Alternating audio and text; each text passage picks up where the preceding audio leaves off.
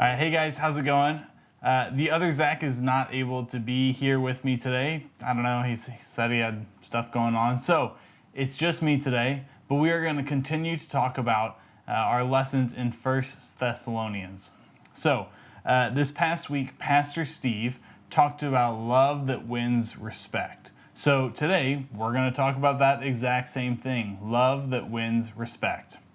So, I think we should probably just start with reading the scripture. So remember, we're in the book of 1 Thessalonians. Paul is the author of this book. He's writing a letter to his friends in the town of Thessalonica, and he's encouraging them to keep on believing in Jesus and following the Jesus way. So today, we're going to look at what Paul says in 1 Thessalonians chapter 4, verses 9 through 12. So if you guys have your Bibles, you can actually follow along with me as we read.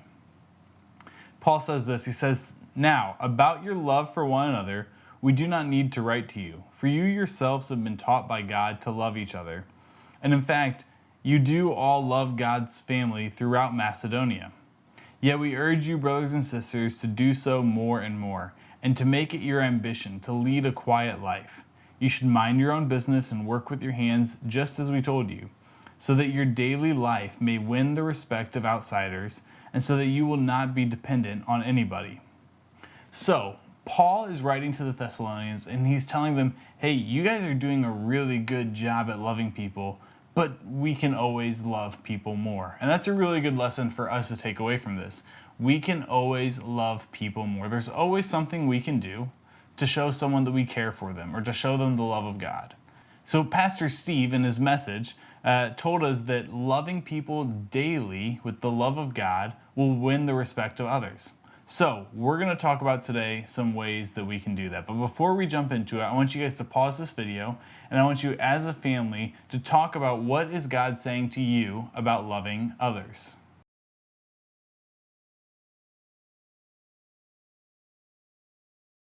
Okay, so I hope those were really good conversations. Pastor Steve told us 3 things that we can do to help us practice this idea of loving people daily. And the first thing that we need to remember is that love is patient. So what does that mean? Love is patient. It means that if we have an attitude of love towards others, we don't get upset or angry when it takes a while for love to work. So let's imagine that there is a kid at school who's really quiet and shy and doesn't really want to hang out with anyone, okay? What if you try to become friends with him, but it takes a really long time for him to become friends with you? Love that is patient is okay with that. It's okay with waiting and being patient and just keeping going all the time. Now, this doesn't mean that you just ignore the kid at school, but instead you do things that show him that you care for him. So you could say hi to him in the hallway, or you could invite him to have lunch with you, or invite him to play with you at recess. All these different things that show that you care. And even if he says no, he doesn't want to play with you at recess, or no, he doesn't want to eat lunch with you, or he walks right past you in the hallway, you still keep doing these things, and you don't get upset or angry because he hasn't responded. That's what it means when it means love is patient. So I want you guys to pause the video here, and as a family, I want you to talk about ways that you can live out this idea that love is patient.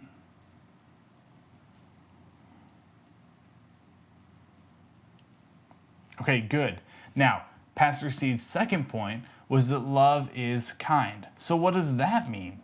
Well, it means that even when we don't get our way, or even when things aren't easy, we continue to love people no matter what. So it's really easy to be kind and caring for other people when things are going our way, right? When everyone's kind back to us, it's easy to be kind. When we get the things that we want, it's easy to be kind.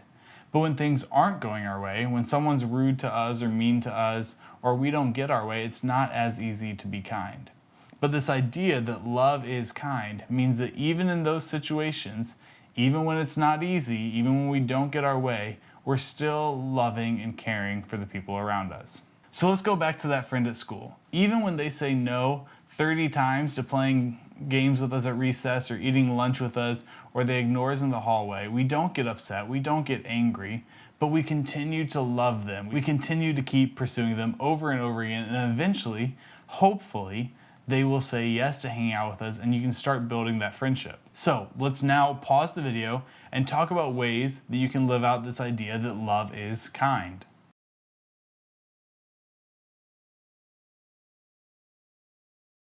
Okay, so Pastor Steve's final point is that love never fails. Now, that doesn't mean that love doesn't get bad grades on a report card. That's not what Pastor Steve was saying.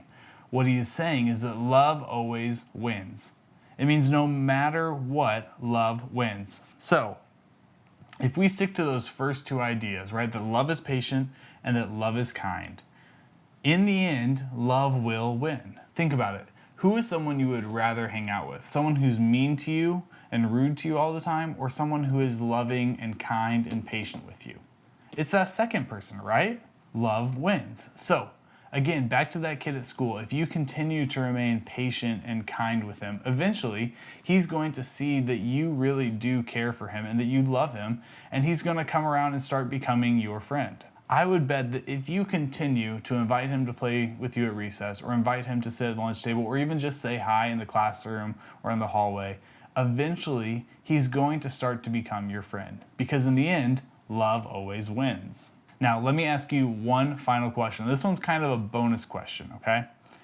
It's this. Do you think that it would be easier to pursue someone like this kid at school if it was just you, or if you had a friend doing it with you?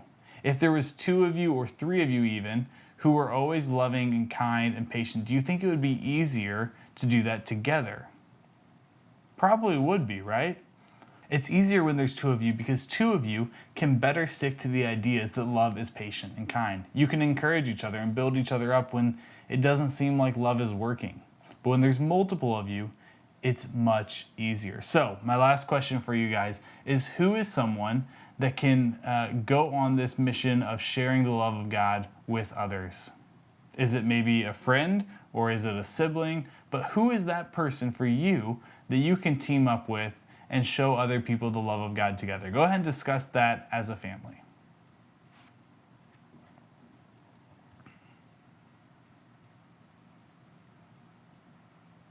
All right, well, that's it for you guys today. We will see you guys next week, and hopefully the other Zach will be here next week too. I don't know where he went, but I was so glad to be able to see you guys, to hang out with you, and I'll see you guys next week. Bye.